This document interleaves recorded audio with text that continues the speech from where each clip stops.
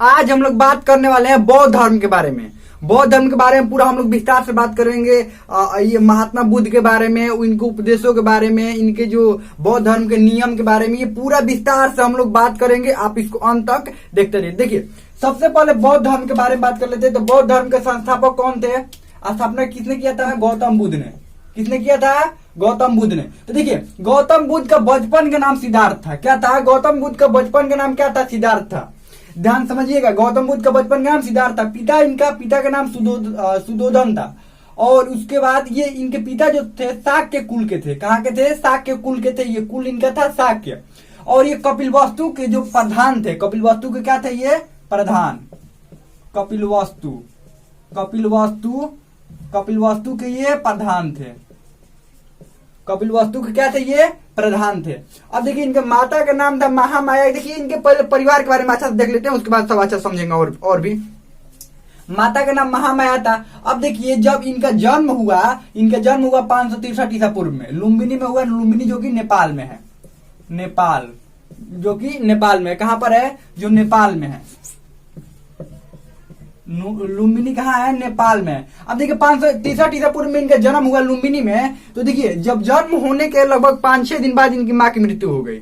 जब माँ की मृत्यु हो गई तब इनका पालन पोषण कौन करेगा? ये इनका देख रेख कौन करेगा? तो इनकी मौसी जो थी गौतमी, इन्होंने ही इनका देखभाल किया। और इनका जो गौतम बुद्ध का देखभाल किसने किया था? इनकी मौसी गौतमी ने ही इनका देखभाल किया था।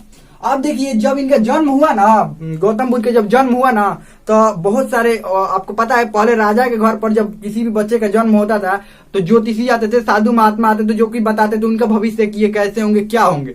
तो जब इनका जन्म हुआ ना, तो साधु आए, ये ज्योतिषी आए, तो इन्होंने बताया कि जो आपका ये लड़का है ये बहुत ही विद्वान होगा और ये सत्य के राह पर जाएगा और पूरी दुनिया को सत्य की राह दिखाएगा और घर को त्याग देगा। जब इतना बात पता चला, सत्य के राह तक तो ठीक था।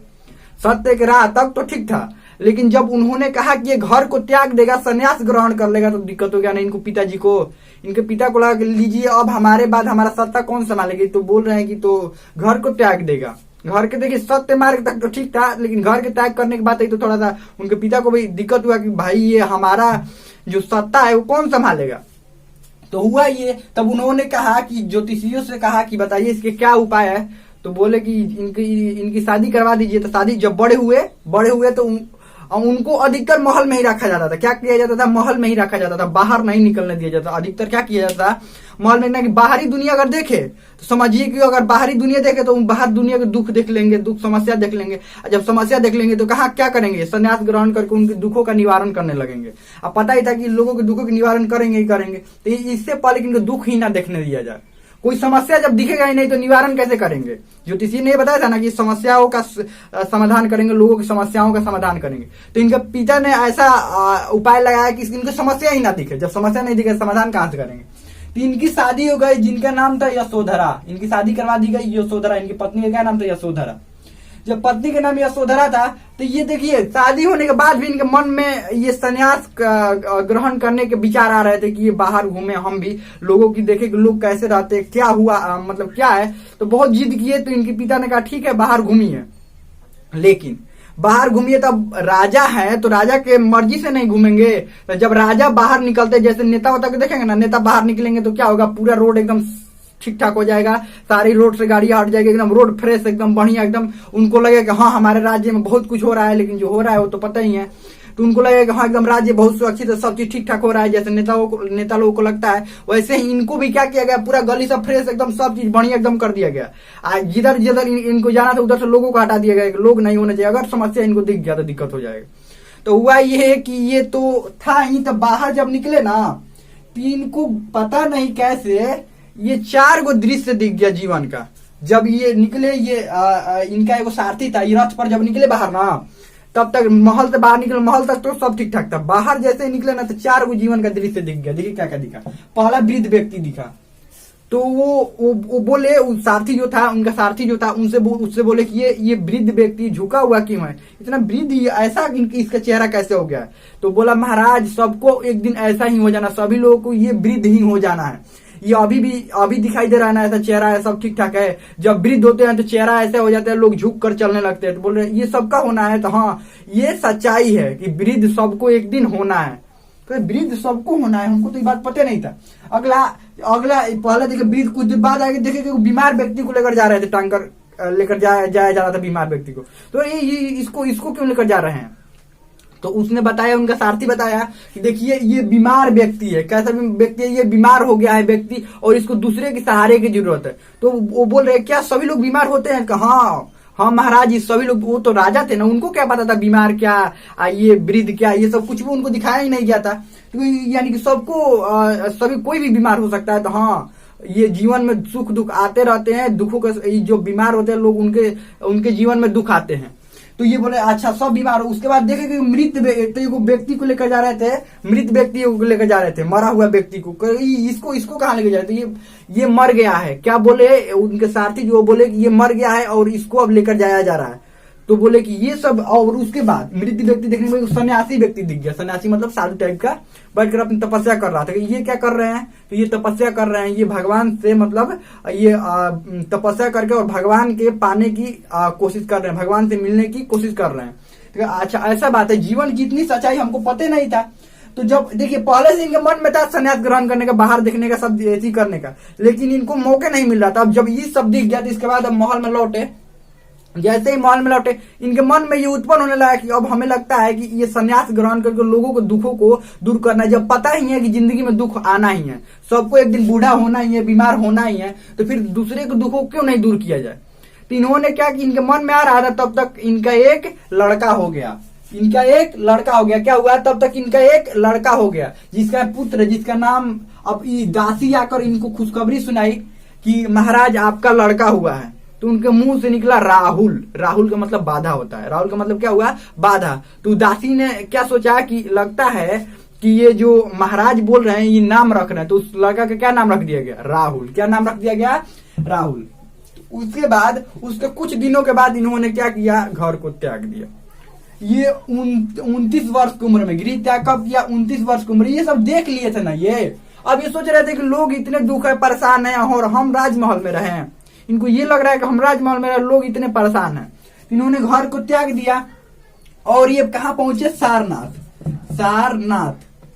सारनाथ पहुंचे। और अकेले नहीं पहुंचे, और 5-6 को जो ये अपने दोस्तों के साथ, अपने मित्रों के साथ तपस्या करने के लिए, वो भी तपस्या करने वाले थे ये भी। तो ये तपस्या करने के लिए और ज्ञान प्राप्त करने के लिए कहाँ पहुंचे? सारनाथ। और जंगलों में तपस्या, कठोर तपस्या एकदम करने लगे। कठोर तपस्या करते करते बहुत समय बीत गया, फिर भी इनको ज्ञान की प्राप्ति कुछ नहीं हो रहा था। तब तक वहां पर एक महिला आई, जहां पर ये तपस्या कर रहे थे वहां पर महिला आई। तो उस महिला ने इनसे कहा कि देखिए बीणा का तार जो होता है, ये आप इतनी कठोर तपस्या कर रहे हैं, बीणा का तार जो बीणा देखे ना, इतना कस के मत टाइट कर दीजिए कि वो टूट ही जाए, और इतना मत ढीला रखिए कि उससे कोई आवाज ही ना निकले। उसको ऐसा रखिए कि हाँ उससे आवाज निकले। तब उस महिला के बात से प्रभावित हुए और इनको ये पता चल गया कि इतनी कठोर भी तपस्या ना करो कि मतलब ऐसा लगे कि ये कठोर तपस्या अपने, अब जब शरीर ठीक रहेगा तभी ना तपस्या कर पाएंगे। तो कठोर तपस्या न करके ये अब क्या करने लगे? ये घूम कर और उसके बाद तपस्या करके और ये ज्ञान प्राप्ति के लिए ये सोचने लगे कि ऐसा करना चाहिए। तब इनके दोस्त सोचे, ये जब ये बोले कि देखिए इतने कठोर हमको तपस्या नहीं करनी चाहिए, अपने दोस्तों से बोले कि देखिए इतनी कठोर तपस्या हमको नहीं करनी चाहिए। तो वो उसके दोस्त बोले लगता है ये अब तपस्या नहीं करने वाला है, इसका अब मतलब मन भर गया, अब तपस्या नहीं करेगा। तो देखिए, तो तपस्या नहीं करेगा तो इसके दोस्त इनके साथ छोड़ दिए।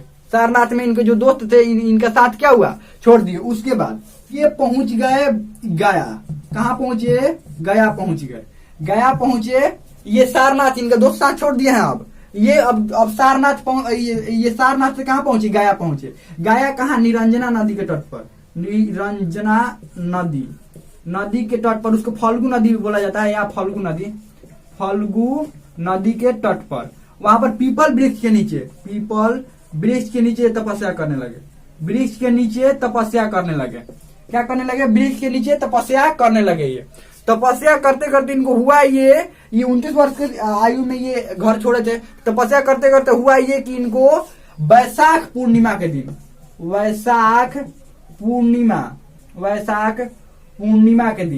पूर्णिमा के दिन क्या हुआ, वैशाख पूर्णिमा के दिन ज्ञान की प्राप्ति हो गई। इनको ज्ञान की क्या हुआ, प्राप्ति हो गई। जब इनका ज्ञान की प्राप्ति किस दिन हुई, वैशाख पूर्णिमा के दिन इनको ज्ञान की प्राप्ति हो गई। तो ज्ञान की जब प्राप्ति हुई तो इनको गौतम बुद्ध कहा जाने लगा। क्या कहा जाने लगा, गौतम बुद्ध। ये जगह का नाम पड़ गया बोध गया, ये पीपल का वृक्ष का नाम पड़ गया बोधि वृक्ष। ध्यान समझिएगा, ज्ञान जब प्राप्त हुआ तीन को काम हुआ, बुद्ध इनका महात्मा बुद्ध नाम पड़ गया, जगह का नाम बोध गया, पीपल के वृक्ष का नाम बोधि वृक्ष पड़ गया। उसके बाद ये अब कहाँ पहुंचे, ये सबसे पहले यहाँ पर पहुंचना है ना, सारनाथ में फिर दोबारा पहुंचना है ना, क्योंकि इनके दोस्त अभी तपस्या कर रहे थे। ये पहुंचे यहाँ पर और ये इन्होंने कहा कि मुझे तो ज्ञान की प्राप्ति हो गई। अपने दोस्तों के पास पहुंचे थे और ज्ञान की प्राप्ति हो गई। और सबसे पहला उपदेश कहाँ दिए थे, सारनाथ में सबसे पहला अपना उपदेश दिए थे। इसीलिए क्योंकि इनके दोस्त थे ना यहाँ पर, तो यहाँ पर आए तो सारनाथ में पहला उपदेश दिए थे। ठीक है, सारनाथ में इन्होंने पहला उपदेश अपना क्या हुआ, दिया था। उसके बाद ये क्या हुए, ये घूम घूम कर सारे जगह क्या करने लगे, अपना उपदेश देने लगे। तो ये पहुंचे कहाँ पहुंचे, श्रावस्ती में पहुंचे। कहाँ पहुंचे, श्रावस्ती पहुंचे। श्रावस्ती में हुआ ये कि अंगुलीमाल का नाम सुने होंगे ना, अंगुलीमाल डाकू का नाम, तो भेंट हो गया उससे, अंगुलीमाल डाकू से। अभी इनको रात में भेंट हुआ था उससे, तो मिल गए। ये तो कहीं पर घूमने लगते, कहीं पर भी कभी भी घूम लेंगे, इनको कोनो डर भाई थोड़े था। तो तब तक मिल गया अंगुलीमाल डाकू। तो उसने कहा कि अब बताइए अब कहाँ आप जाइएगा, ये अब तो हमारे सामने आ गए। सभी लोग माना कर रहे कि देखिए उधर मत जाइए, उधर अंगुलीमाल डाकू। बोले नहीं कुछ नहीं होगा हमको। जब आमने सामने हो गया तो अंगुलीमाल कहा अब कहाँ जाइएगा, हमसे डर नहीं लग रहा है आपको। तो ये बोले नहीं बिल्कुल तुमसे हमें डर नहीं लग रहा है। तो अंगुलीमाल ने कहा कि सभी लोग आते हैं हमारे पास डरने लगते, ये क्यों नहीं डर रहा है, क्यों तुम्हें क्यों नहीं डर लग रहा है। तो महात्मा बुद्ध बोले डर मुझे नहीं, डर तुम्हें लग रहा है, तुम डरे हुए हो। तो हम कैसे डरे हुए, हम कहाँ डरे हुए हैं, देखो कैसे तुम डरे हुए हो। मैं कभी भी कहीं पर भी कभी भी किसी भी जगह घूम सकता हूं, लेकिन तुम सिर्फ रात में निकलते हो और भीड़ भाड़ वाली जगह पर तो जाओगे नहीं, क्योंकि भीड़ भाड़ वाली जगह पता ही तुमको लोग क्या कर देंगे। भीड़ भाड़ वाली जगह पे नहीं, तुम डरते रहते हो, लोगों से क्या करते रहते हो, डरते रहते हो। और तुम जो किए हो उसको बनाए रखने के लिए और लोगों में डर पैदा करना चाहते हो। क्या करना चाहते हो, डर पैदा करना चाहते हो। डरे हुए तुम हमेशा रहते हो, अपने अस्तित्व को बचाने के लिए डरे हुए रहते हो, कहीं हमारा डर लोगों में से कम ना हो जाए। इसीलिए तुम दिन में नहीं निकलते हो और भीड़ भाड़ वाली जगह पर नहीं निकलते हो। देखो मुझे कोई डर नहीं, मैं कहीं पर भी जा सकता हूँ, कभी भी जा सकता हूँ, किधर भी घूम सकता हूँ। और कुछ बहुत देर तक उसको अपना उपदेश देते रहे। ऐसे करते करते वो क्या हुआ, वो गौतम बुद्ध से प्रभावित हो गया और वो इनका क्या बन गया, शिष्य बन गया। अंगुलीमाल डाकू क्या बन गया, इनका शिष्य बन गया। तो देखिए अपने बातों से ही उसको ऐसा कर लिए ना कि इनका शिष्य क्या हुआ, बन गया। उसके बाद वहां से पहुंचे ये राजगिरी पहुंचे। कहाँ पहुंचे, ध्यान सुनते रहिएगा। वहां से अब श्रावस्ती से राजगिरी पहुंचे। राजगिरी में बिंबिसार का शासन था। किसका शासन था, बिंबिसार। बिंबिसार ने अपना राजधानी कहाँ बनवाया था, राजगिर। आपको याद भी होगा, बिंबिसार ने अपना राजधानी राजगिर बनवाया था। तो राजगिर बनवाया था, तो ये पहुंचे राजगिर में। तो बिंबिसार ने बहुत अच्छा स्वागत किया इनका, बहुत अच्छा। तो बिंबिसार ने क्या किया, स्वागत किया। घूम घूम कर चारों तरफ ये क्या करने लगे, उपदेश देने लगे। उपदेश देने लगे। इनका एक प्रिय शिष्य था, प्रिय शिष्य जिसका नाम था आनंद। एक प्रिय शिष्य था, शिष्य का नाम था आनंद। आनंद था नाम, शिष्य का नाम था आनंद। तो देखिए पहले महिलाओं को प्रवेश नहीं था, इनके संग जो था, ये इनका जो धर्म था, बहुत लोग धर्म अपनाने लगे, महिलाओं को प्रवेश नहीं था। लेकिन आनंद ने कहा कि अब महिलाओं को भी प्रवेश देना चाहिए। तो आनंद के कहने पर इन्होंने क्या किया, इन्होंने भी सोचा कि चलिए ठीक है। लेकिन इन्होंने एक बात कहा था कि महिलाओं को प्रवेश देना ठीक नहीं रहेगा। लेकिन ये आनंद ने कहा नहीं कोई बात नहीं, दीजिए महिलाओं को प्रवेश भी दिया जाए। तो सबसे पहले किसको प्रवेश दिए थे, ये पहुंचे थे कपिलवस्तु में। महात्मा बुद्ध कपिलवस्तु में पहुंचे थे और सबसे पहली जो महिला थी ये इनके संग में प्रवेश करने वाली गौतमी थी। कौन थी, गौतमी। इनकी कौन थी, मौसी थी। वही सबसे पहले संग में प्रवेश की थी, जो कि महिला थी। उसके बाद चारों तरफ घूम घूम कर अपना क्या करने लगे, उपदेश देने लगे। उसके बाद इनकी मृत्यु हो गई। इनकी मृत्यु 483 ईसा पूर्व, 483 ईसा पूर्व में इनकी मृत्यु हो गई। इसे महापरिनिर्वाण कहते हैं, महापरिनिर्वाण, निर्वाण कहते हैं। जिसको क्या कहते हैं, इस घटना को क्या कहते हैं, इनकी मृत्यु तो महापरिनिर्वाण कहते हैं इस घटना को। अब देखिए मृत्यु होने के बाद अब देखिए इनके थोड़ा देख लेते हैं इनके अब इनके जो धर्म के ये क्या क्या इनके धर्म के उपदेश थे, क्या थे, ये सब आगे देख लेते हैं। देखिए इनके 4 आर्य सत्य था। सत्य, ये 4 को इन्होंने सत्य बताया था। क्या किया था, 4 को सत्य बताया था।